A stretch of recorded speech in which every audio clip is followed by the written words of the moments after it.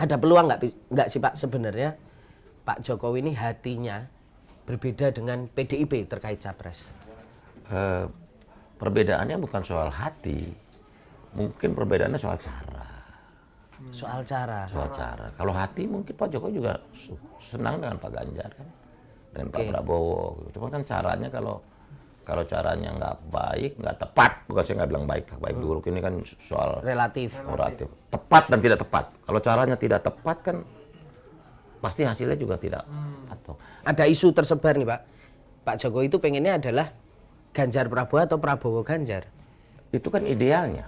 Sejak awal Pak Jokowi ingin menyatukan dua itu.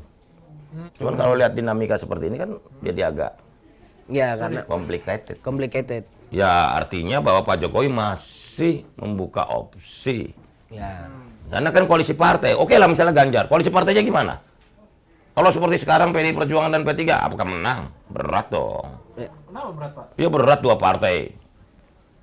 Diusung dua partai parlemen ya.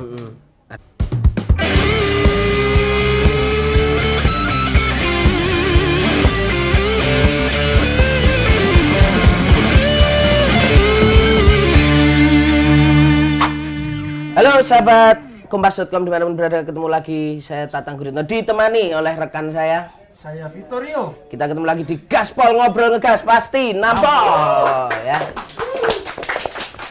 Hari ini kita akan membahas soal dinamika perpolitikan tanah air yang salah satunya kita hadirkan di sini ini dedengkot dari Musyawarah Rakyat Pak Budi Ari ya. Dengkot gembong dong. Sebagai penanggung jawab Musra dan Ketua Umum ya Projo. Ketua Umum Projo. Ya ini juga salah satu orang dekat Pak Jokowi. Wah, kita ini pengen melihat sebenarnya apa yang ada di pikiran Pak Jokowi dengan ya menggoda-goda sedikit ya, mengkorek-korek ya Pak Budi ya seperti itu. Nah, ini kita mau membacakan background flashback sedikit teman-teman. Jadi Musra ini digelar di 29 titik di tanah air. 1 titik di luar negeri itu di Hong Kong.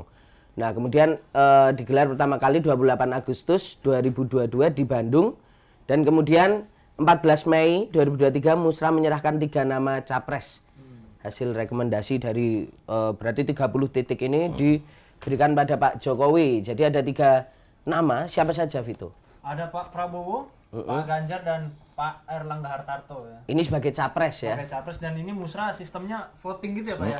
Voting, jadi pakai e-vote. warga dikumpulin e-vote. E-vote, iya. Oke. Ya. Gitu. Kemudian ada juga 3 nama cawapres yang masuk ke Pak Jokowi dari hasil Musra. Itu ada Sandiaga Uno, Mahfud MD, Pak Muldoko. Ya. Ini lebih dari 3 nama, 5 nama berarti. 4 sama Pak Arsyad Rashid 4. Arsyad. Oh iya benar. Kemudian itu semuanya sudah diserahkan Pak Jokowi dan Pak Jokowi sekarang sedang menilik-nilik ya katanya. Mempertimbangkan. Sampai datang juga di acara puncak ya. Iya. Ya. Pidato Pak Jokowi kan sangat lepas kan? Sangat lepas. Dan mewanti-wanti, pokoknya harus solid supaya tidak disepelekan, tidak dilecehkan. Nah, ini kita langsung aja ke pertanyaan yang pertama ini. Pak Budi melihat kemarin sudah memberikan banyak masukan kepada Pak Jokowi, 3 nama capres, ada 4 nama cawapres. Sebenarnya pertanyaan besarnya adalah kemana sih sebenarnya arah dukungan Musra ini? Karena ada banyak pihak yang mengatakan bahwa Musra ini bisa menjadi satu representasi dari sikap Pak Jokowi gitu. Begini, Musra itu kan sebenarnya menerjemahkan perintah Pak Presiden waktu Rakernas 5 Projo 21 Mei 2022 di Borobudur. Ya. 1, ojo ke susu. 2, dengar lagi suara rakyat, serap lagi aspirasi rakyat. Nah, karena itulah kita merumuskan cara mekanismenya adalah lewat yang namanya Musyawarah Rakyat Indonesia. Musra ini kita mendapat masukan-masukan tentang siapa tokoh capres dan cawapres yang menjadi keinginan rakyat, juga beberapa isu strategis. Jadi ada 7 agenda kebangsaan dan 11 program harapan rakyat gitu loh, yang juga akan kita angkat, kita sosialisasikan. seperti itu. Cuma namanya media massa nggak nulis. Iya. 7 agenda kebangsaan, 11 program aparat itu nggak ada tulis, yang tulis soal capres cawapresnya aja. Oh, aduh. Begitu loh. Nah ini juga Kayak kompas.com tetap nulis enggak juga ya? nulisnya dikit-dikit, nulisnya tetap capres cawapres aja. Berarti apa Pak mungkin? Nah itu program dia. harapannya, Pak? Ya macam-macam soal pendidikan, kesehatan, lapangan pekerjaan dan sebagainya gitu loh. Misalnya di Sumatera ada aspirasi jalan tol terus dilanjutkan, banyak lah gitu loh. Agenda kebangsaan jelas lah soal pluralisme, soal kebinekaan, persatuan nasional dan sebagainya, begitu loh. Tulis. Ya semua nggak nulis, nulisnya capres cawapres saja. Termasuk kompas.com nulisnya capres saja. Iya. Yang isu-isunya kagak ditulis. Kalau ada Aduh. nulis dikit. Aduh, kacau banget ini. Bagian ini disensor aja. Ya, artinya berarti belum bisa dikatakan bahwa musra ini jadi satu ini Pak Budi. Representasi dari sikap Pak Jokowi atau melihat dari beberapa nama itu artinya musra masih mengklaim bahwa musra netral di situ. Lo memang musra desainnya netral dong. Orang namanya masyarakat masa ngiring. Enggak, dari awal memang desainnya netral. Kita pengen tahu persis apa maunya masyarakat, apa maunya rakyat. Dan itu tergambar dari berbagai provinsi, ada dinamika masing-masing. Gitu. Tapi masyarakat yang di vote di musra ini siapa saja sih Pak sebenarnya Pak? Semuanya ada dosen, guru, mahasiswa, pelajar, terus buruh, tani, semuanya yang hadir, begitu loh. Semua punya hak untuk melakukan voting dan itu lewat mekanisme e-vote kita. Gitu. Nah kemarin juga menarik di pidatonya Pak Jokowi bahwa dia ingin menyatakan bahwa politik akar rumput, mendengarkan suara. Itu. Jadi musyawarah rakyat ini kan esensinya bagaimana kita mendengar suara rakyat. Ya. Bukan dengerin suara elit, suara rakyat yang terekam. Dan kita menyampaikan apa adanya, hasil rekaman kita gitu loh. Hasil rekaman kita musra yang 29 provinsi dan 1 luar negeri itu. Kan Pak Jokowi bilang di pidatonya, ngapain susah-susah kalau memang kita orang kita cinta negara ini, cinta bangsa ini kan kita harus dengerin suara rakyat dong. Iya gitu. benar-benar. Dan suara rakyat itu terekam dalam musra itu. Tapi itu bukan jadi ini juga Pak Budi. Satu sinyal dari Pak Jokowi bahwa kalau kita melihat sekarang kan semuanya soal elit, bahwa prosesnya kemudian Pak Ganjar, Bu Mega, kemudian P3 masuk dan lain sebagainya, Pak Prabowo dan lain sebagainya. Nah, apakah dengan pernyataan Pak Jokowi ini Pak Jokowi tidak berseberangan dengan partainya sendiri yang kemudian kan semuanya serba Bu Mega nih sekarang nih. Gini, dinamika ini kan harus kita sikapi bahwa ada kemajuan dalam proses demokratisasi di Indonesia. Karena gini, tidak ada partisipasi rakyat, pasti tidak ada demokrasi. Ya. Atau kita balik, tidak ada demokrasi tanpa partisipasi rakyat. Nah, yang kita mau rawat itu kan demokrasi di akar rumput juga harus kita rawat. Itu seperti pidato Pak Jokowi kan, saya tahu mau teman-teman musra ini ingin merawat demokrasi di akar rumput. Supaya masyarakat kita ini lebih terbiasa, lebih matang, lebih baik dalam membudayakan demokrasi di Indonesia. Gitu loh. Karena demokrasi ini kan harus muncul di bawah, kuat gitu. Sehingga perbedaan pendapat itu disikapi dengan bijak gitu loh. Tidak menimbulkan konfrontasi atau konflik yang berkepanjangan. Seperti itu kan semangatnya. Kenapa kita gelar yang namanya musra. Musra itu kan esensinya di sila keempat. Yang memimpin musra itu apa? Musyawarah itu harus dipimpin oleh hikmat dan kebijaksanaan. Namanya musyawarah itu kan harus dipimpinnya oleh hikmat dan kebijaksanaan. Karena dalam musyawarah itu kita sadar sesadar-sadarnya kita berbeda. Tetapi kita juga sadar sesadarnya kita harus bersatu. Begitu. Itu makanya alasan mendengar suara akar rumput. Oh iya dong. Artinya apa memang selama ini partai-partai yang memang punya wewenang buat mengusung capres ini tidak menyerap aspirasi akar rumput? Saya nggak bilang begitu. Sampai Walaupun harus turun tangan. Ya itu saya nggak bilang begitu, tapi kan setiap partai punya mekanisme dan kita tidak mau menyatakan partai begini begitu. Semua partai punya mekanisme, kita hormati. Ada partai yang terserah ketua umumnya, ada partai yang juga lewat mekanisme daerah dan sebagainya. Nah kami lewat mekanisme musyawarah rakyat Indonesia ini, musra. Karena kita berharap dari musra menjadi mesra, begitu. Dari musra menjadi mesra. Mantap. Nah ini Pak Budi, Jokowi menyebut dalam musrah sejumlah kriteria pemimpin. Ini apa aja tuh Vito tuh? Berani lawan asing, mempengaruhi politik global dan mengindustrialisasi bahan mentah.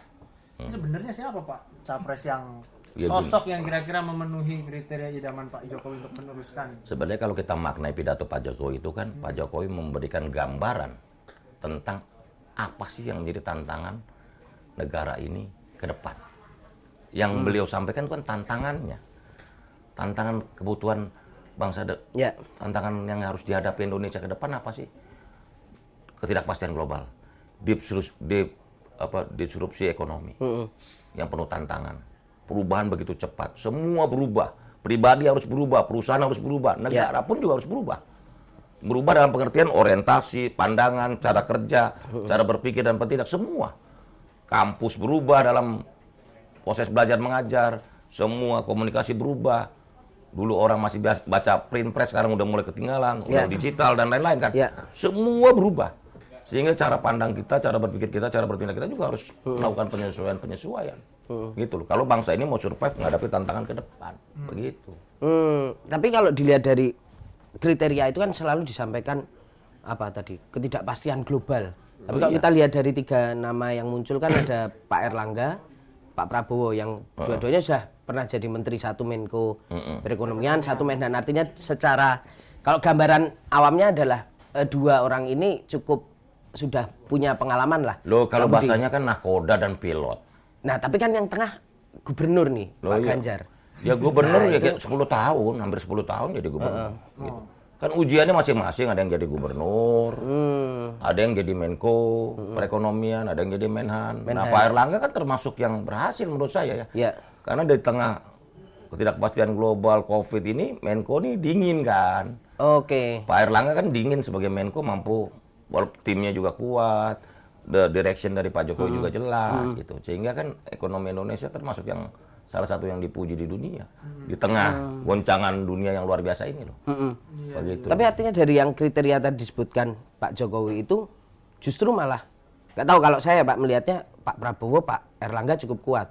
Tapi Pak Ganjar ini masa masuk juga sama kriteria yang disebut Pak Jokowi tadi bahwa ya kita mengharapkan gitu ya Pak Prabowo, Pak Erlangga memang exposure-nya internasional. Apalagi Pak Erlangga ini kan exposure-nya juga internasional sebagai Menko ya, Menko perekonomian. Dia banyak bicara dengan banyak lembaga internasional, dalam forum-forum internasional juga Pak Jokowi jangan KTT ASEAN, G20 kemarin, G7 juga Pak Erlangga juga salah satu yang diandalkan oleh pemerintah Republik Indonesia gitu loh, terutama Pak Jokowi. Nah, Pak Prabowo sebagai Menhan lebih lagi. Menhan ini kan harus horizonnya geopolitik dunia, bagaimana hubungan Cina, Taiwan, terus perang Rusia, Ukraina dan sebagainya lah. Sehingga memang Menhan horizonnya betul-betul melihat bagaimana Indonesia di dalam pusaran percaturan global ini gitu. Jadi kita ini negara yang sangat strategis, Indonesia ini, sehingga juga cara pemimpin negara kita membawa bangsa ini dalam pergaulan internasional, dalam komunikasi politik dunia, geopolitik harus betul-betul seimbang, begitu. Dan saya pikir Pak Jokowi dalam 9 tahun ini memainkan politik luar negerinya luar biasa, gitu loh. Kita termasuk disegani loh. Kemarin aja G7 Pak Jokowi fotonya sebelah Perdana Menteri Jepang, gimana? Padahal kita cuma undangan loh, kalau negara bukan peserta G7 kan. Artinya Jepang pun, negara-negara pun melihat bahwa Indonesia ini luar biasa. Dan potensi ini jangan hilang, karena pemimpin ke depan harus juga tetap membawa marwah dan martabat negara kita. Gitu. Politik globalnya juga jangan sampai ditinggal. Aroma-aromanya apa tuh? Jawab dong. Apa aroma-aromanya? Aroma-aromanya Pak Prabowo memang menjadi pilihan dari relawan ini, karena kan hasil musrah juga Pak Prabowo paling banyak menangnya. Gini loh, kalau soal persepsi atau ekspektasi dari masing-masing silakan aja lah. Ada yang pengen, saya membiasakan diri untuk merayakan perbedaan juga. Teman-teman yang bilang, oh Pak Mas Ganjar cocok, silakan aja. Ada yang bilang Pak Prabowo lebih pantas karena Menhan,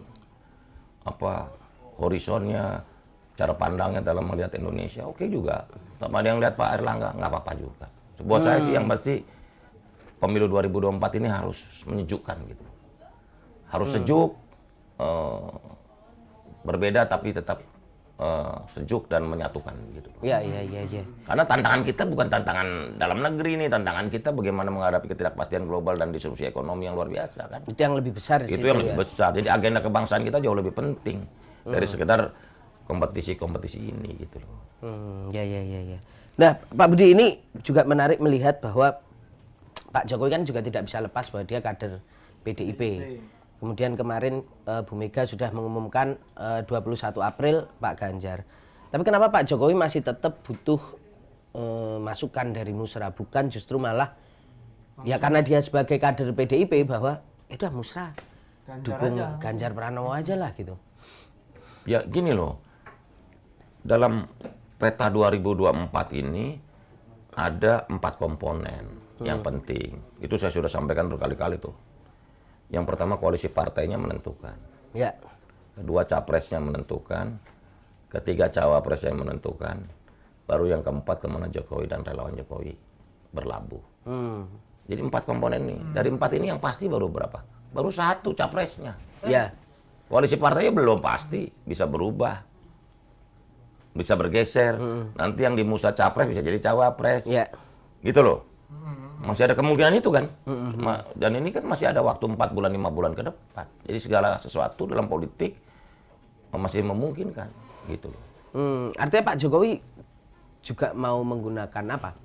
Ya relawan Pak Jokowi ini juga harus diakui bahwa masih cukup besar dan gerakannya masih progresif. Kenapa gitu. pakai cukup lagi besar dan Sangat besar. Sangat besar. cukup kayak ini. Kayaknya nggak mau kayak kecil banget itu nggak mau. Jadi harus masih Ya, besar. Kita bukan apa-apa. Kalau projo kan karena kita setia di garis Ya, rakyat. Karena setia di garis rakyat maka maunya rakyat lah maunya. Kan tagline-nya Musra kan gitu. Pilihan rakyat, pilihan Jokowi, pilihan kita. Gitu. Tapi pilihan rakyat tetap basisnya harus jadi rakyat dong. Pak Budi sempat cemas juga nggak Pak ketika kemudian PDIP sudah mengumumkan Ganjar. Artinya bahwa waduh Pak Jokowi akan condong ke Ganjar nggak ya karena dia petugas partai gitu. Sedangkan Musra kan tadi semangatnya adalah mendengarkan suara masyarakat. Sempat ada ketakutan itu nggak? Enggak, karena sejak awal kita sudah mengkalkulasi bahwa PDI Perjuangan pasti akan mencalonkan Mas Ganjar. Sejak awal, cuman waktunya memang agak mengejutkan. Kenapa diambil 21 April atau ketika Lebaran kan? Itu aja. Kalau Pak PDI mencalonkan Mas Ganjar udah dalam kalkulasi kita.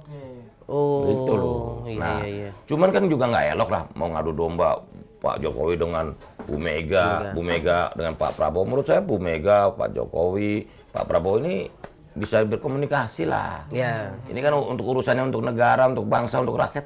Apa sih yang tidak bisa dibicarakan gitu? Oh gitu. Karena buat saya dalam negara kan gini loh. Semua pelajaran seluruh dunia negara bisa maju itu modalnya apa? Persatuan nasional. Ya. Sejarah Jepang maju, sejarah Amerika maju, ada persatuan nasional. Nah, kita jangan mimpi mau jadi negara maju kalau persatuan nasional kita nggak solid. Gitu. Jadi saya lebih penting pada bagaimana agenda kebangsaan ini, persatuan nasional ini lebih kokoh. Gitu. Jangan kepentingan kelompok, ego-ego kelompok ini mengalahkan kepentingan Nasional kita. Kebangsaan. Gitu. Karena tantangan kita ini harus jadi negara maju kok. Ya. Pilihannya bukan soal si A menang, si B menang, atau partai A menang, partai B menang. Enggak itu. Negara ini bisa nggak dibawa jadi negara maju? Itu dong yang lebih penting. Yang disebut Pak Jokowi berapa? 13 tahun yang menentukan. Jadi 2038 itulah penentuan bahwa Indonesia bisa jadi negara maju atau terus terjebak dalam middle income trap. Ya. Jebakan negara kelas menengah. Jadi terjebak, nggak bisa naik lagi. Nah, cirinya cuma 2. Industrialisasi, hilirisasi dan industrialisasi. Dan kedua SDM. Itu rumusnya. Kalau kita menjadi negara maju. Siap. Karena di seluruh dunia negara maju itu modalnya cuman SDM dan industri yang kokoh dan kuat dan solid. Nah makanya Pak Jokowi arahkan hilirisasi. Bukan hanya tambang, pertanian, perikanan, pariwisata juga kita. Kan coba lihat pariwisata. Kita cuman wisman 7 juta. Thailand 20 juta setahun. Nah, ini angka 2019 ya sebelum COVID. Tapi kan 2003 udah kembali pulih semuanya. Baik kita, kawasan, Thailand dan sebagainya. Bayangin. Thailand 20 juta, kita cuma 7 juta. Yeah. Padahal kalau kita jadi seperti Thailand aja 20 juta wisman, udah berapa kali lipat tuh? GDP kita terdongkrak, ekonomi kita. Hampir 3 kali lipat. Iya kan? Iya. Masa 3 kali lipat. ngejar itu aja nggak bisa, Iya. ya kan? Begitu. Pak, kembali ke hasil musrah tadi. Ada 3 nama yang tadi kan Projo pilihan rakyat, pilihan Jokowi, Pilihan kita. pilihan kita. Nah, itu memungkinkan nggak sih nanti pilihan rakyat, pilihan Jokowi, pilihan kita ini berbeda dengan pilihan partai-partai politik ini? Loh, ya kan semua serba mungkin. Jadi apakah pertanyaannya gini? Apakah sama? Bisa. Apakah berbeda? Bisa. Bisa. Ya gitu. Semua kan serba mungkin. Kalau saya bilang enggak kan jadi ntar lucu dong. Tiba-tiba berbeda, ya kan? Jadi bisa. Kemungkinan ada gitu kan. Dengan anggapan bahwa musrah ini menjadi alat dari Pak Jokowi untuk menekan partai, mempengaruhi konstelasi. Enggak lah, itu kan soal rekaman suara rakyat. Oke. Pak Jokowi mau neken siapa? Nggak ada yang harus ditekan kan. Yang ada adalah dibujuk. Karena kepentingan tadi, tantangan ke depan adalah memerlukan persatuan, memerlukan platform kenegaraan yang kokoh untuk kita menjadi negara maju. Jadi buat apa Pak Jokowi neken-neken? Yang ada adalah memacu kita bersama untuk concern pada national interest kita. Gitu loh. Iya. Nah, kalau kemarin itu juga saya ingin dengar di soal tanggapan dulu. Ada pernyataan kritik lah dari koalisi sebelah. Mulai dari AHY, dari Yusuf Kalla dan lain sebagainya soal bahwa Pak Jokowi ini dianggap kemarin dengan ngomong bahwa tugas saya membisiki, memberikan bisikan yang kuat. Itu adalah upaya Pak Jokowi terlalu cawe-cawe dalam politik jelang Pilpres 2024 yang kabarnya dulu Bu Mega dan Pak SBY tidak melakukan itu gitu. Itu gimana Pak Budi? Faktanya nggak begitu juga lah. Zaman Bu Mega 2004 kan karena waktu itu penentuan soal pemilihan presiden langsung. Masa Bu Mega nggak cawe-cawe? Bukan, saya makanya nggak setuju bukan bahasa cawe-cawe. Ini kan bahasa cawe-cawe ini framing supaya presiden nggak ngapa-ngapain. Tapi menurut saya kalau nggak ngapa-ngapain salah juga Pak Jokowi. Ini kan tanggung jawab dia dong. Sebagai presiden, kepala negara, tanggung jawab dia bahwa pemerintahan ke depan ini harus punya visi yang melompat, melanjutkan ini dia. Oke. Melanjutkan yang sudah baik ini ditingkatkan, yang masih kekurangan kita perbaiki. Kan begitu. Bukannya cawe-cawe, menurut saya itu bentuk tanggung jawab dan kepedulian Presiden Joko Widodo terhadap nasib bangsa ini. Harus positif dong lihatnya. Justru kalau cawe-cawe kan ada kepentingan pribadi. Nggak ada kepentingan pribadi, Pak Jokowi ada kepentingan apa?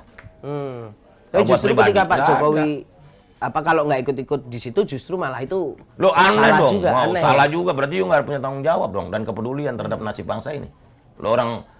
Orang rakyat aja boleh kok terlibat ikut campur. Musrah ini kan spiritnya supaya rakyat jangan cuma jadi robot mesin suara datangin ke TPS. Kita juga pengen memberi rakyat kesempatan untuk bersuara. Iya kan? Rakyat nggak, kalau bahasanya cawe-cawe tanda kutip tadi, biarin aja rakyat aja boleh cawe-cawe. Boleh. Pak Jokowi kan presiden Pak, maksudnya politik praktis lah. Bukan, kalau soal politik praktis kan itu relatif. Iya Kan? Politik praktis sampai semana-mana. Kalau menghimbau kan masih boleh. Kalau mengatur, apalagi menekan tadi yang bilang, itu nggak boleh. Cuman kalau cuma menghimbau, membisikin gimana kalau ini kan dalam batas yang wajar. Gitu. Masih dalam koridor perundang-undangan pasti tidak melarang. Perundang-undangan dan peraturan itu tidak melarang. Tapi kan juga Pak Jokowi tahu bahwa sebagai kepala negara pemerintahan tahu di batas mana dia bisa. Etik ya? Iya, etik terlibat dong enggak. Gitu kan. Endorse secara terbuka ya pasti enggak. Siap. Begitu loh. Nah, kita mau membandingkan juga ini Pak Budi. Ini kan kalau kita lihat dari dulu Pak Jokowi 2014 ketika diusung itu kan simbol-simbol relawannya langsung bermunculan. Banyak sampai gang-gang. Relawan atas nama gang ini, gang ini. Tapi kita gang kampung gitu. Kita bandingkan sama sekarang nih yang satu partai sama Pak Jokowi, Pak Ganjar. Kayaknya munculnya tuh kayak 2 minggu ya sekali ada, kadang nggak ada gitu. Kayak lebih sepi gitu. Nah, itu kenapa itu ya Pak Budi ya? Kalau gini loh, waktu zaman Pak Jokowi itu memang gerakan rakyat. Waktu itu ada kesadaran bahwa pemimpin rakyat harus dilahirkan. Organik. Pak Jokowi ini kan organik, gerakan rakyat. Pak Jokowi adalah pemimpinan rakyat yang lahir dari kandungannya rakyat itu sendiri. Bayangin coba, brojolnya dari gerakan rakyat. Gerakan rakyat. Makanya slogannya adalah Jokowi adalah kita. kita adalah Jokowi. Jokowi. Tapi masa nggak bisa, rakyat nggak bisa hamil lagi terus melahirkan pemimpin Ya, lagi, Pak? ya bisa, cuman bapaknya dan siapanya. Gini loh, pemimpin rakyat itu dilahirkan. Oke. Soalnya proses dilahirkannya kan ada proses sebelumnya. Begitu. Ya, ya. Berarti Pak Ganjar belum cukup mampu dianggap sebagai, ya sama juga dilahirkan oleh rakyat gitu. Artinya kan kalau kita lihat nih dua ini beda ya, Pak. Ya saya nggak mau membanding-bandingkan Pak Jokowi dan Mas Ganjar, tapi saya cuma mau sampaikan satu kesimpulan penting bahwa Mas Ganjar ini tidak sama dengan Pak Jokowi. Oh, iya iya. Dari segi kesejarahannya, karir politiknya dan lain-lain. Kalau Mas Ganjar kan memang sejak awal orang partai. Ya. DPR, mudanya jadi anggota DPR Ya. jadi gubernur. Pak Jokowi kan sebelumnya rakyat biasa, pengusaha, mebel, jadi wali kota, Ya. jadi gubernur. Jadi tracknya beda. Jadi nggak bisa disamain juga. Jadi saya juga bilang sama teman-teman jangan disamain Pak Jokowi masih orang prosesnya semuanya beda. Beda.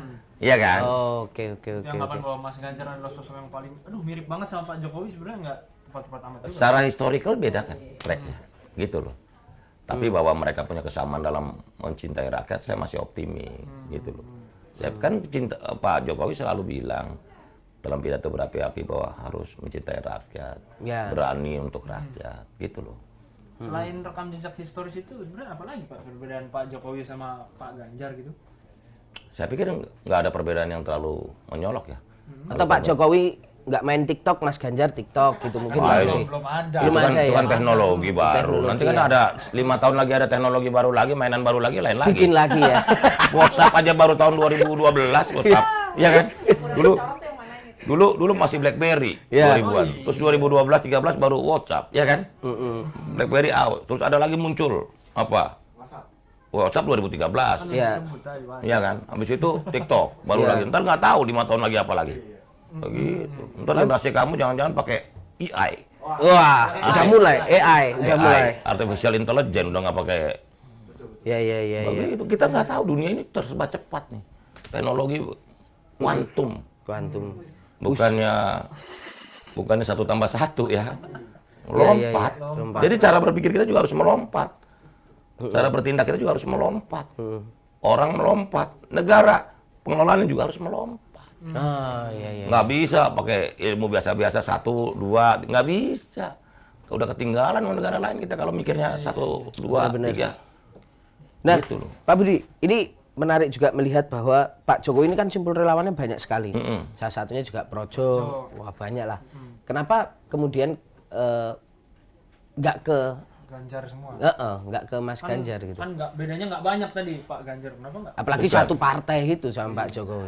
Nah, sejak awal kan kami sudah bertekad eksis menjaga komitmen loyal untuk menjaga Pak Jokowi sampai Oktober 2024. Sampai masa kepemimpinan beliau. Nah, kami berpikir, masa kami presidennya masih eksis, masih 1,5 tahun, kok kita udah pindah ke lain hati gitu loh. Oke. Kalau Projo udah dukung A, berarti kita udah tinggalin Pak Jokowi dong. Wah, kalau itu kecepatan. Cepetan. Bukan kuantum lagi dia, udah fast charging. Iya, Mas Sarji. Nggak salahin juga, Iya. setiap orang kan punya Punya pergerakannya, upayanya. perhitungan masing-masing. Saya nggak dalam posisi menyalahkan lah, Ya. gitu loh. Tapi semua orang kan punya tipikal dan juga stereotip masing-masing. Kalau kita kan pikirnya gini, kalau kita deklarasi dukung A, B, Pak Jokowi masih menjabat, gimana? Itu sama aja kita tinggalin Pak Jokowi. Lebih baik kita tunggu Pak Jokowi. Kalau Pak Jokowi bilang kita harus dukung A atau dukung B, itu sesuai perintah beliau. Bahwa November lalu Projo Musra sempat ketemu Pak Prabowo itu. Oh, itu kan sosialisasi, Pak, sebagai partai loh. Ya, Kita juga ketemu Pak Erlangga. loh. Erlangga juga. Artinya kita sosialisasi, Pak, kita mau bikin musra. Ya. Iya kan? Ke partai-partai, bukannya ini kandidat kan? Gitu. Tapi itu atas perintah Pak Jokowi juga. Loh iya kan musra kan harus kita sosialisasi juga ke partai. Soal partai mau nerima mau enggak bukan urusan kita lah. Yang penting kita ini ada hasil musra, silakan aja. Begitu. Kita kan nggak, musra bukan mau menekan siapa-siapa. Orang menyampaikan pendapat masyarakat kok dituduhnya mau menekan. Enggak lah. namanya usul Ya. mau ditolak boleh, emang kita baper, iya kan? Ya, Kita masih asik aja, make politik more fun, make fun more politik. Wus, make politik more fun, make fun more politik. Wus.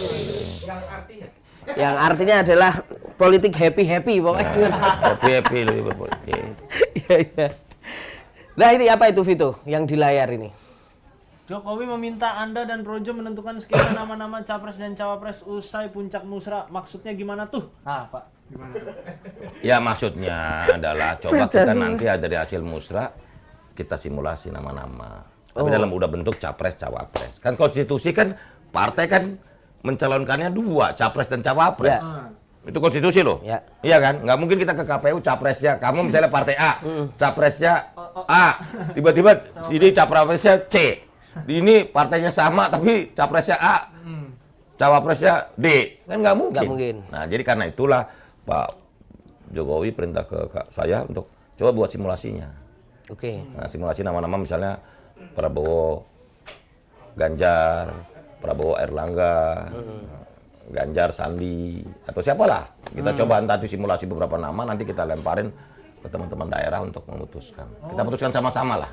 Oh jadi di voting lagi gitu? Pak? Ya, musra lagi, bukan, bentuknya bukan musda tapi konferda, konferensi daerah kamu, konferensi daerah biar diikuti oleh untuk kita sama-sama. Kan gitu kita ngelihatnya begini, cara berpikirnya begini nih. Kita lihat dulu tantangan bangsa kita ke depan apa. Ya. Kita tentuin dulu dong, rumusin apa sih buat tantangan ketidakpastian global, lompatan ekonomi, persatuan nasional dan lain-lain, tantangan strategis ke depan. Kita putusin, baru kita ngomong soal siapa figur yang pas. Karena kalau kita ujung ngomong figur, pasangan, capres, cawapres, terus Indonesia mau apa sih? Kita kan yang ada rumuskan masalahnya dulu dong. Oke. Tantangan bangsa ini apa? Baru kita ngomong orangnya. Baru simulasikan Begitu itu. simulasi itu keamanan yang paling cocok. Gitu. Tapi nama-nama ini dari yang top 3 tadi. Ya pokoknya yang sesuai dengan hasil musrah, nggak ada nama lain. Tiba-tiba ada nama Tatang itu nggak mungkin. Atau Vito nggak mungkin. Harapan rakyat juga. Harapan rakyat dan harapan Ibu Pertiwi. Ya. Nah ini juga Pak, banyak ini masyarakat netizen yang kepo. Itu kan sebenarnya kemarin ada 3 nama. Tapi kan nggak disebutkan bahwa siapa sebenarnya yang ranking-rankingnya. Nah, kami memang sepakat di kepanitiaan musrah tidak menulis berdasarkan ranking. Kita serahkan nama aja ke Pak Presiden. Silakanlah, kalau Pak Presiden kan sumber informasinya bukan hanya dari kami, banyak juga kan. Lembaga survei aja semua diperhatikan dan dipertimbangkan Pak Jokowi. Bang Kompas survei juga pasti di pertimbangan Pak Jokowi. Belum lembaga survei yang lain, gitu loh. Tapi kenapa Pak nggak ada rankingnya? Nanti jangan-jangan ada yang cuman menang di satu provinsi dimasukin gitu kan? Oh enggak ya? Itu kan ada sebarannya juga kan. Tapi yang pasti kita menyampaikan apa adanya. Oke. Kita nggak nambahin, nggak ngurangin, gitu loh. Tapi secara sebaran tuh boleh digambarkan nggak sih Pak? Oh, udah dong kan semua setiap minggu kan udah ada. Direkap dong. Ya setiap minggu kita udah laporkan ke publik lewat media massa. Media selalu muat, Kompas.com juga rajin tiap minggu muatin. Mana provinsi ini siapa yang menang, Aceh siapa yang menang, ya kan, Bengkulu menang. Rekapannya ada lah, ya kan. Kan bisa, jangan disimpulin dari saya, kamu rekap aja sendiri. Iya kan? Oh, iya. Hasil rekap kita itu Prabowo menang di berapa ya? 11 ya? 11 sama 12 provinsi. Iya. Nah itu kan itu kan ya iya segitu. Segitu ya Pak. Itu kayaknya belakang layar panitia musra juga itu ya, belakang layar itu. Cabutan. Iya, cabutan musra ya. Iya. Tim riset. Oh, tim riset. Tim riset. Iya. Oh, segitu. Prabowo sekitar 11 12 provinsi. Iya. Ya, segitulah. Ganjar 7. Iya. 7 ya? Tim Iya. Kompas.com 6 ya? Pak Erlangga? Enggak, Pak Erlangga Banyak dong. 8. Ada juga provinsi yang Pak Jokowi lagi. Yang itu kan Masih muncul iya nama Pak Jokowi. dong. NTT apa masih Pak Jokowi lagi. Oh, nampak Jokowi masih muncul. Siapa tuh Pak? Apa? Berarti yang menang siapa tuh? Tadi Pak Prabowo sudah. Lah kalau sebaran provinsi begitu ya simpulin sendiri aja lah. Kenapa nggak mau ini Pak? Apa? Kenapa nggak itu nggak statement gitu? Oh jangan kita. Tapi kan gini loh, data-data per provinsi itu kan tiap minggu udah di Update. Iya. Siapa hati yang harus dijaga ini? Bukan, maksud saya gini loh. Kalau kesimpulannya kalian simpulan sendirilah. Gitu. Iya. Ini kan udah bukan sekolah SD lagi. Iya. Iya sih, Pak. Itu biasa publik memaksa-maksa itu, Pak. Kepo ya. Kepo, iya. Padahal Itu sebenarnya udah tahu aja. Oh, ini kura-kura dalam perahu. Pura-pura tidak tahu, iya kan? Apa tentang? Nah ini Pak, kalau Pak Budi ini kan juga salah satu orang yang dekat dengan Pak Jokowi, sering ngobrol dan lain sebagainya. Ada peluang nggak sih Pak sebenarnya Pak Jokowi ini hatinya berbeda dengan PDIP terkait capres? Perbedaannya bukan soal hati, mungkin perbedaannya soal cara. Soal cara. Soal cara. Kalau hati mungkin Pak Jokowi juga senang dengan Pak Ganjar kan, dan Pak Prabowo. Cuma kan caranya kalau caranya nggak baik, nggak tepat, bukan saya nggak bilang baik buruk, ini kan soal Relatif. tepat dan tidak tepat. Kalau caranya tidak tepat kan pasti hasilnya juga tidak. Atau ibarat begini, kita kalau kancing baju ini kalau atasnya udah melenceng, ke bawah pasti melenceng kan? Ya. Jinjit. Gitu loh. Ya. Jadi kalau kita kancing baju harus atasnya pas, sehingga ke bawahnya langsung pas. Jadi langkah pertama itu menentukan langkah selanjutnya, gitu loh. Apa Pak yang dirasa nggak serak di langkah awal ini? Ya kan mungkin pandangan, kan koalisi partainya dulu diberesin dulu. Oke. Gitu. Kita bicara mau calonin ini, ngobrol dulu gitu. Kan nggak bisa. Ini kan dinamika, semua partai punya kepentingan yang sama, cuman bagaimana kepentingan nasional kita harus jadi yang utama. Terjaga. Gitu loh. Kita juga memaklumi setiap partai punya kepentingan. PDI Perjuangan mau menang pemilu lagi, Golkar mau suaranya banyak, partai ini juga mau survive, ya kan? Normal aja, nggak ada masalah. Tetapi kan ada kepentingan besar yang juga harus kita jaga sama-sama dong. Atau jangan-jangan yang tidak sesuai itu adalah karena PDI nyapresin Ganjar, dengan ada isu tersebar nih Pak. Pak Jokowi itu pengennya adalah Ganjar Prabowo atau Prabowo Ganjar. Itu kan idealnya. Sejak awal Pak Jokowi ingin menyatukan dua itu. Baik Ganjar Prabowo maupun Prabowo Ganjar. Dua orang figur ini bersatu. Awalnya ya. Cuman kalau lihat dinamika seperti ini kan jadi agak Karena complicated. Tapi Pak Jokowi masih berupaya untuk Masih berupaya. Waktu masih ada kok. Sampai masih ada 5 bulan kok. Jadi usaha ke sana tetap. Ya. Upaya tetap ada. Keinginan tetap ada. Usaha tetap ada. Kalau soal hasilnya nanti enggak gitu. ya harus itu soal masing-masing. takdir, soal sejarah. Ya, kan semua punya takdir sejarah. Ya. Begitu. Tapi upaya untuk menduetkan ini tuh masih ada keinginan dari Pak Jokowi masih ada usaha itu, upaya itu, keinginan itu. Siap. Hasilnya kita tunggu aja bersama. Relawan kayak memisahkan Jokowi dengan PDIP kayaknya. Enggak. Biasa suara sumbang dari balik layar. Iya. Sabar Pak Budi. Iya. Kami selalu berpihak sama yang di garis rakyat. Gitu. Berpihak di garis rakyat. kata Pak Adian Apitupulu, relawan ini bahaya, bisa menjerumuskan Pak Jokowi. Sempat dia mengatakan demikian. Apa yang dimaksud menjerumuskan? Apa ya? Apa ya, tanya calling Adian dulu Pak. Ya Apa, mungkin dengan tegak lurus menjerumuskan? ya maksudnya dengan anggapan bahwa akhirnya mungkin saja bisa jadi relawan ini justru membuat seorang Joko Widodo ini nggak satu garis tegak lurus dengan partai gitu. Soal sikap, soal kita ke Pak Jokowi itu kan karena tanggung jawab sejarah kita. Oke. Dan komitmen kita pada Pak Jokowi untuk mengawal Pak Jokowi sampai akhir pemerintahan beliau. Soal pilihan Pak Jokowi ya kita ikut dong. Saya sudah berkali-kali bilang, saya udah ngomong sama Pak Jokowi juga secara pribadi. Pak, saya ikut Bapak, Pak. Karena Bapak Pilkada Solo 2 kali menang, Pilkada DKI menang, Pilpres 2 kali menang. Terus saya nggak percaya Bapak, mendingan saya ikut Pak Jokowi dong. Oke. Pak Jokowi belok kanan, kita belok kiri, gitu loh. Bukan menjerumuskan Pak Jokowi, kita disuruh nunggu itu bukan maunya kita, maunya Pak Jokowi. Apa ukurannya? Pidato bilang jangan gerasa-gerusu. Ya. Tunggu dulu. Kan berarti Bapak yang perintah kita untuk nunggu, bukan kita menjerumuskan Pak Jokowi dong. Memang kita nunggu, kita maunya kita, Pak saya nunggu aja Pak. Enggak dong. Iya kan? Iya benar. Jadi atau begini, baliknya nih. Apa masa Pak Jokowi menjerumuskan dirinya sendiri dengan nunggu? Ya enggak kan. Karena apa? Pak Jokowi ingin memastikan banyak hal. Variabel-variabel itu. Jadi Gitu. bukan terus Makanya dia bilang relawan Belanda yang masih ini. jauh, ya kan? Yang gas duluan bukan ya, Pak? Bukan dong.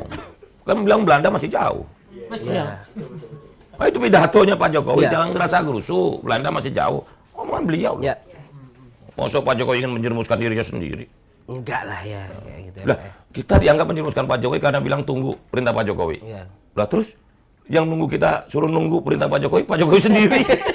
Emang kita yang minta, Pak, ayo Pak, saya tunggu Bapak, Pak. Enggak, Bapak yang bilang tunggu, Iya. jangan rasa gerusu. Iya kan?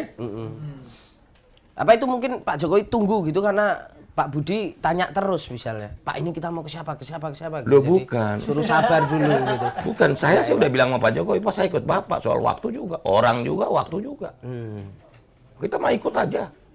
Gitu. Insting politik Pak Jokowi, kalkulasi Pak Jokowi lebih lengkap dari saya. Orang, Pak Jokowi belum ganjar dong, Pak ya? kenapa? Berarti Pak Jokowi belum ganjar berarti. Ya artinya bahwa Pak Jokowi masih membuka opsi. Ya. Karena kan koalisi partai, oke lah misalnya Ganjar, koalisi partainya gimana? Kalau seperti sekarang PDI Perjuangan dan P3, apakah menang? Berat dong. Kenapa berat, Pak? Ya berat dua partai. Diusung dua partai parlemen ya. Artinya harus diperluas dulu keinginan Pak Iya Jokowi dong. melihat koalisi itu. partainya dibicarakan dulu. Oke. Oke. Seperti itu. Bukan soal belum, koalisi partainya belum ada yang klek gitu loh. Gitu. Karena pemerintahan ini kan bukan hanya eksekutif, legislatifnya juga harus dipikirin. Ya. Pemerintah partai, dua partai terus DPR-nya kosong gimana? Mau jalan pemerintahan, iya kan? Nah, Pak ini kemarin juga ada yang menarik bahwa Gibran ini jadi sering didekati oleh tokoh-tokoh kemarin dengan Pak Prabowo, kemudian juga dengan Pak Ganjar, Pak Erik gitu. Ada tanggapan nggak Pak? Karena ini kan seolah-olah bahwa sekarang artinya seorang Gibran ini ya bisa jadi justru jadi tempat apa pintu gerbangnya untuk Perpanjangan tangan. ya perpanjangan tangan Pak Jokowi untuk orang-orang juga mendekati karena mungkin ada lobby-lobby yang bisa dilakukan melalui seorang Gibran ini. Kalau Pak Budi melihatnya seperti apa? Ya, Mas Gibran ini kan tokoh muda yang menurut hemat kami sedang bertumbuh. 2 tahun di Solo ini kan beliau sudah mengeksekusi banyak hal yang diapresiasi oleh masyarakat kan. Gitu loh. Kerinduan rakyat terhadap Pak Jokowi ketika memimpin kota Solo tumbuh lagi. Ya. Jadi tidak heran jika harapan anak muda, generasi muda sekarang terhadap sosok Mas Gibran bisa muncul gitu loh. Dan saya senang dengan Mas Gibran terus melakukan terobosan-terobosan di kota Solo, jadi magnet. Apalagi beliau putra sulung Pak Jokowi ya. Begitu. Lantas mengapa politisi-politisi kelas Wahid ini pada Sowan ya, bukan sowan sih. Sowan, enggak dong. Minta ketemuan lah. Nongkrong, Ya, Pak. nongkrong sama Mas Gibran. Mas Gibran ini kan simbol generasi muda, milenial. Yang jumlahnya pada pemilu ke depan ini 2024 bisa sampai 59%. Bukan karena simbol Ya selain dia Pak punya Jokowi. pengaruh. Sekarang anak muda seusia Mas Gibran yang paling politisi yang paling hebat di usia seumur Mas Gibran siapa lagi? Mas Gibran kelahiran 87, 36 tahun. Ada nggak politisi yang udah menasional? Seperti tunggu Mas dia Gibran. umur 37 juga, Pak. Ya nanti, saya lihat Oh, yakin iya, iya. Tatang bisa. Pada waktunya Tatang bisa. Semua indah pada waktunya. Suaidah waktu ya. Ya. Oh jadi bukan melihat bahwa ini jadi pintu lobbying ke Pak Jokowi bukan? Ya orang menduga-duga begitu juga nggak usah disalahin. Boleh aja, namanya duga ya. Masa interpretasi nggak dilarang ya. Tapi atau emang benar kan? Ya bisa juga. Gitu. Bisa juga. Bisa juga, ya.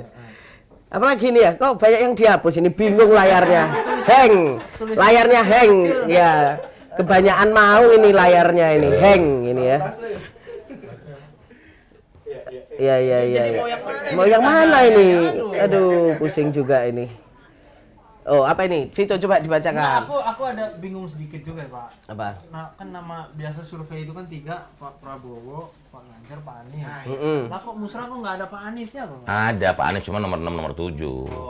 Oh. Artinya Nggak masuk 3 besar lah begitu loh. Bahwa ada terekam juga nama Pak Anies, iya. terekam. Tetap ada. Tetap ada, cuman kan peringkatnya tidak signifikan begitu loh. Artinya di survei-survei ini, survei-survei Litbang Kompas, survei-survei lainnya. Oh kita nggak mau berhadapan-hadapan lah. Kalian ini seneng banget ya kalau kita Pak. Ini Pak, dia, saya enggak dari Darah tadi, muda. dia Pak. Berdarah muda boleh lah. kekritisan nggak boleh hilang Iya, ya. iya, iya. Terus, Tapi ya itulah seninya musra. Kalau musra sama persis sama Survei? survei nggak ada. Nggak usah ini. musra, Pak, ya?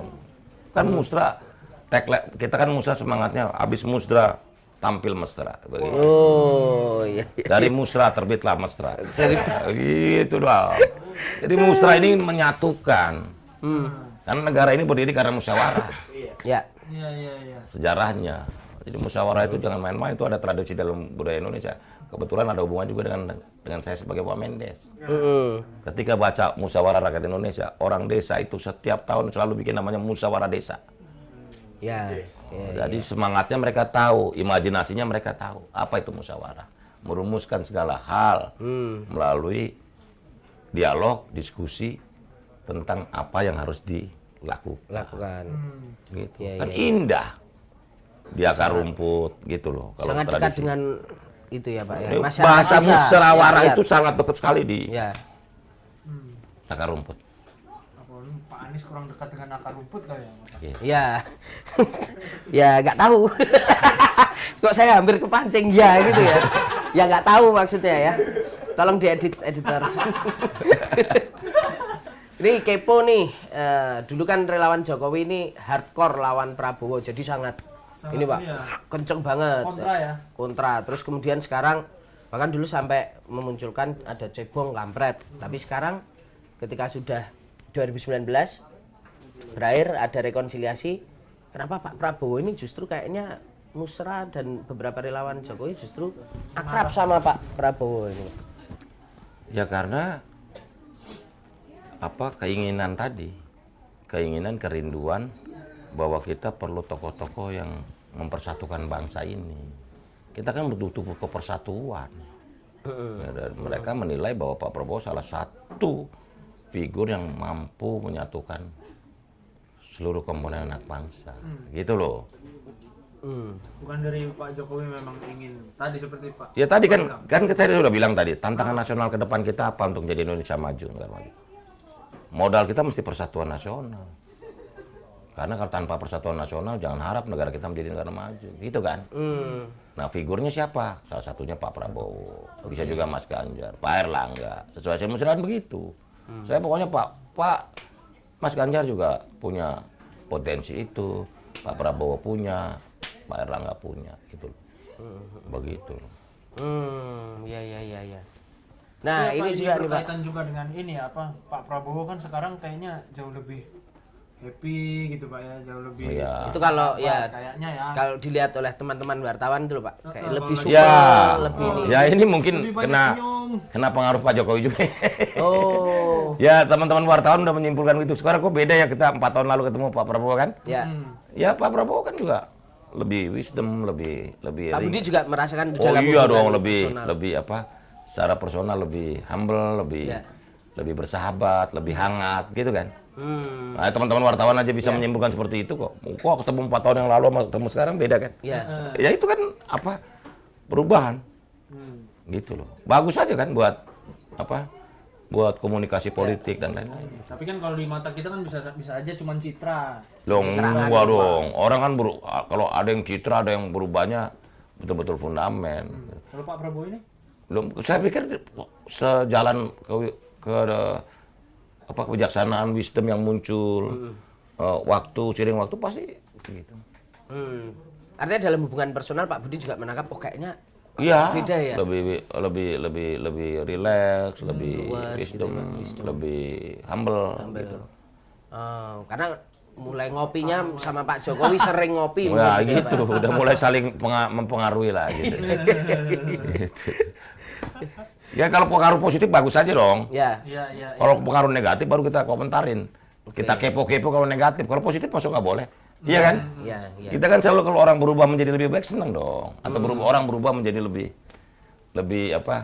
bisa diterima, bersahabat begitu. Nah, ini menjelang ke terakhir ini Pak Budi. Ini apa yang akan dilakukan oleh Musra ke depan? Jadi setelah musra ini kan semua agenda dikembalikan kepada masing-masing organisasi. Oke. Nah kalau Projo terus sesuai arahan perintah Pak Jokowi kita akan membuat simulasi nama capres cawapres dan kita akan melakukan namanya konferensi daerah Oh, jadi nanti masing-masing Nah, dari provinsi, konferda kita kan menggelar kongres di semua provinsi. Tapi itu masing-masing. Oh, itu enggak, projo aja. Projo Itu agenda aja ya? projo aja. Konferda, setelah itu kita akan menutup dan menyimpulkan dukungan itu dalam forum yang namanya Rakernas atau Rakernasus. Nakernasus. Nah, Tapi untuk projo ya memutuskan, itu yang ya. mengambil. Oh, terus nanti akan disimpulkan simulasi yang Ya, paling oke. pasangan paling cocok ini biar kita maju dong. Ya. Kalau musda kan masih nama-nama capres 1, 2, 3 gitu kan. Kalau ini nanti pasangan. Misalnya Aceh siapa? Sumatera Barat siapa? Jawa Tengah siapa? Jawa Timur siapa? Jawa Barat siapa? Kan nama-nama nanti dikerucutkan dalam forum Rakernas kita sama sepakat. Dan itu nanti akan diserahkan lagi ke Pak Jokowi. Loh, itu udah keputusan itu nanti kita Pasti serahkan. pasti serahkan udah. Tapi Menurut hemat Pak kami Budi, ini. itu nanti kan dari nama-nama itu akan muncul banyak kemungkinan ya. Loh iya variannya kan banyak. Variannya banyak. Nah, itu Tapi akan kan nanti dibatasi nggak? Enggak, kita nggak batasin, teman beberapa varian. Tapi tetap patokannya hasil musrah dong. Hasil musrah.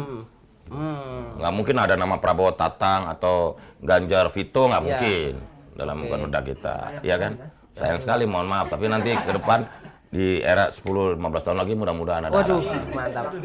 Iya kan? Gitu. Masih wartawan. Masih ada, ya, seperti itu.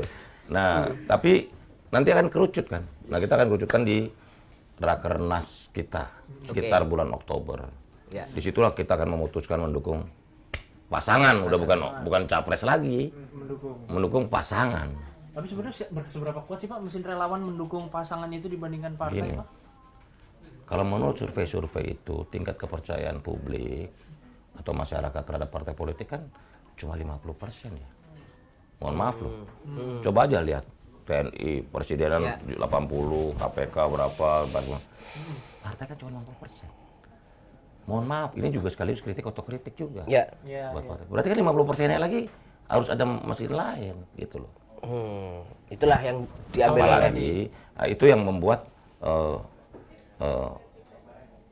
organisasi partisipatif non parpol. Saya udah pakai bahasa teorinya begitu tuh. Organisasi partisipatif non partai menjadi penting gitu loh. Karena lagi pula partai juga berkepentingan dengan pileg. Ya. Sehingga karena ini pemilu 2004 ini serentak, pileg dan pilpres, sehingga partai juga punya concern terhadap pemilu legislatif. Paling nggak tenaganya udah terbagi gitu loh. Kalau kita kan fokus pilpres aja. Pilpres. Ya. Artinya ini nama yang diusung relawan bisa mempengaruhi kontestasi yang nanti diusung. Loh iya parpol dong. secara resmi Iya ya, dong. Pak, ya? Kekuatan Pak Jokowi waktu itu kan 2019 sudah relawan. 2014 juga. Kalau 2014 karena pileknya sama pilpresnya pilek duluan, partainya udah kecapean pilek. Ya. Udah ngos-ngosan. Jadi pilpres relawan lah yang dorong. Relawan yang dorong. Karena caleg-calegnya udah kehabisan tenaga kan. Pilek. Ya. Tenaga dan logistik udah habis semua. Ransum udah habis, tenaga habis. Terus suruh pilpres, ya mak, gitu loh. Itu relawan logistiknya nggak habis-habis. Bukan, kalau relawan, kenapa logistiknya tetap ada? Karena bersama rakyat. Ya. Nah Pak, ini siap nggak kalau nanti pada akhirnya kemarin aja baru bergerak sedikit sudah ada kritik tadi salah satunya dari Bang Adian gitu. Nah kalau ke depan nanti akhirnya katakanlah Pak Jokowi memilih pilihannya itu tidak sama dengan PDIP katakanlah.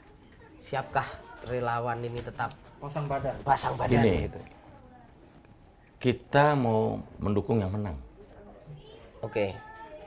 Dan dukungan kita harus menang. Karena dukungan menang itu adalah karena keinginan rakyat. Kan menang itu karena kehendak rakyat, bukan kehendak kita. Ya.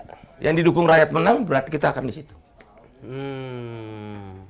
Jadi concern kita mau dukung yang menang. Kalau menang apa artinya? Artinya kehendak rakyat maunya dia. Iya kan? Nggak mungkin menang kalau nggak ada kehendak rakyat. Ya. Atau nggak mayoritas kehendak rakyat, bahasanya gitu kan. Nah kita selalu berpihak pada Itu aja. kehendak rakyat. Gitu loh. Karena kita projo setia di garis rakyat. Siap. Pasti menang ya, Pak. Ya, Wah, pasti menang dong. Orang kita sama rakyat, masa rakyat kalah? Gimana lo? Dikalahkan Hah? atau dikalahkan? Rakyat Dibuat kalah. rakyat dibuat kalah, tapi perlawanannya pasti lebih dahsyat. Makanya parpol harus ikut musrah ya Bang. Bukan dong. Ya parpol juga harus ikut rakyat, masuk parpol ikut rakyat. Gimana? Jadi bener dong alatnya ya. Iya. Untuk menekan. Lah, enggak lah. Masa rakyat dipakai buat nongkrong? Iya. Rakyat itu harus diperjuangkan aspirasi. Cuman saya satu-satunya di sini yang kusnuzon, yang lain enggak ini kan. Tapi kalau wartawan harus begitu. Kalau wartawan nggak Enggak ada suzon-suzonnya bahaya. Kurang. Siap. Pak Budi terima kasih untuk waktunya 1 jam ini sangat luar biasa.